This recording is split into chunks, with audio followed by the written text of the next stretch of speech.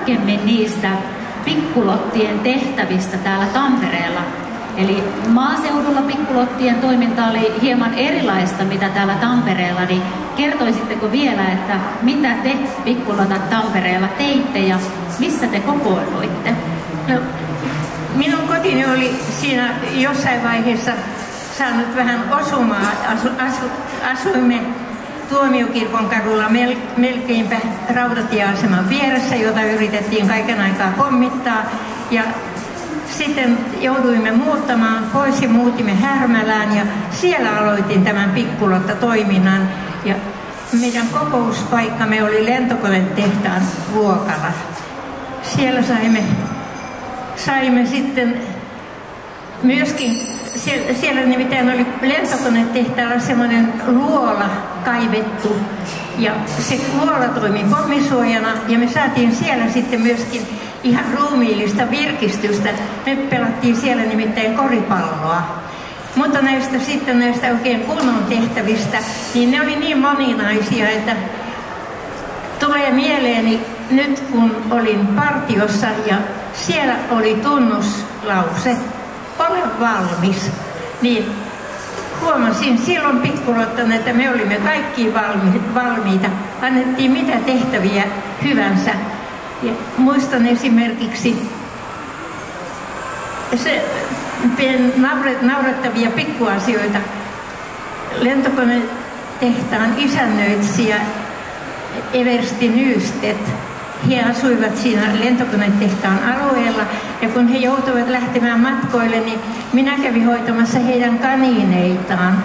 Ja myöskin poimin marjoja marjapensasta, mutta tämäkin oli sitä pikkulottatyötä, mutta eihän sitä työksi siinä itse ymmärtänyt. Ja sitten taas siellä kerhotoiminnassa meille tuotiin suuria määriä noita varusteita, rikkinäisiä vaatteita, joita me parsimme ja paikkasimme. Sitten me opimme kutomaan sellaisia tumppuja, sanotaan Tampereella, lakasia sanotaan jossain muualla. Ja niissä oli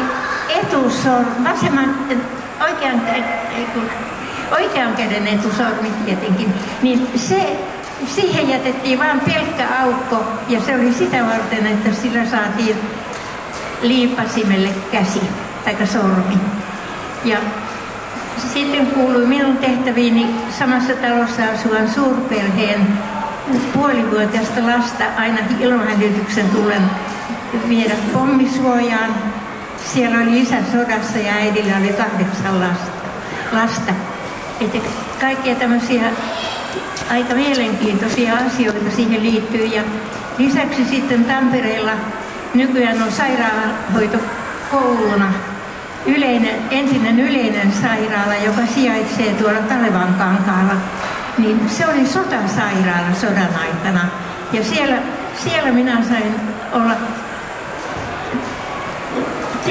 tehtävänäni ensinnäkin viedä sotilaille ruoka- ja kahvitarjottimia, keskustella heidän kanssaan, mutta päätyö oli hoitaa sitä puhelinkeskusta. Ja se oli minusta oikeaa työtä. Ja nyt jälkeenpäin ajattelen, että jos 10-vuotiaalle lapselle annetaan tämmöinen valtava vastuu, että kykenee hoitamaan tätä puhelinvaihdetta, niin se on tuntunut siltä, että se oli työ, vaikka se oli minusta hauskaa sekin. Paljon siinä oli sellaisia tehtäviä, joita tosiaan, jos miettii nykypäivät 10-vuotiaasta, että kuinka niistä kaikista selviytyisi.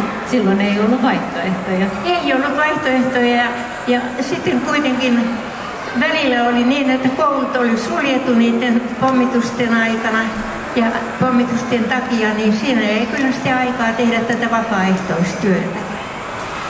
Miten sota-ajan kokemukset vaikuttivat myöhemmin teidän elämäänne? No en usko, että ne on mitenkään muuten vaikuttanut, mutta juuri se, että se on luonut sitä yhteishenkeä ja auttamisen halua.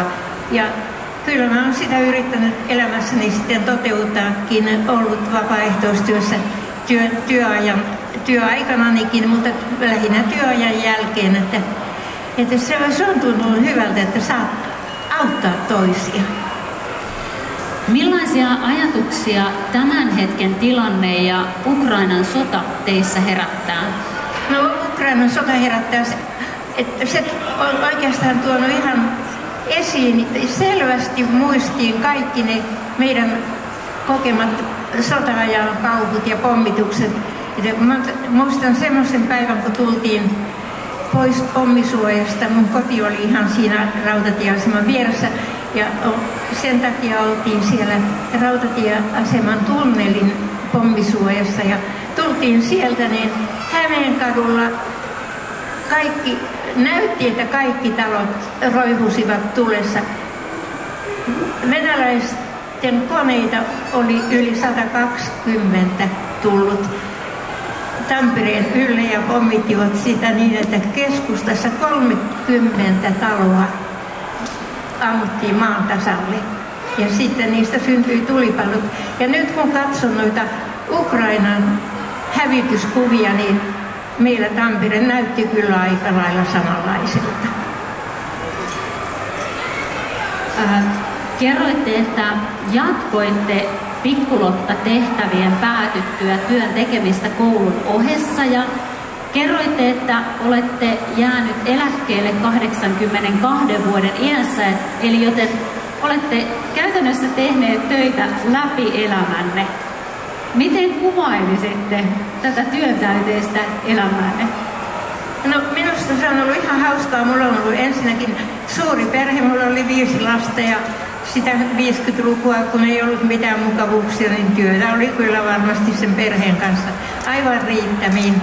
Mutta sitten tietysti jossain vaiheessa, kun lapset kasvoivat ja muuttivat pois kotoa ja alkoi jäädä sitä vapaa-aikaa, niin työnteko oli sitten juuri se, joka täytti elämän. Ja onneksi mä olin onnistunut saamaan niin hyvän työnantajan, joka antoi minun matkustaa ympäri Suomea ja asua Suomen parhaimmissa hotelleissa. Niin sehän oli pelkkää iloa, ei se työntekoa ollut. Tosin tein kyllä 7 tuntia päivässä töitäkin siinä ohessa. Mutta tuntuu, että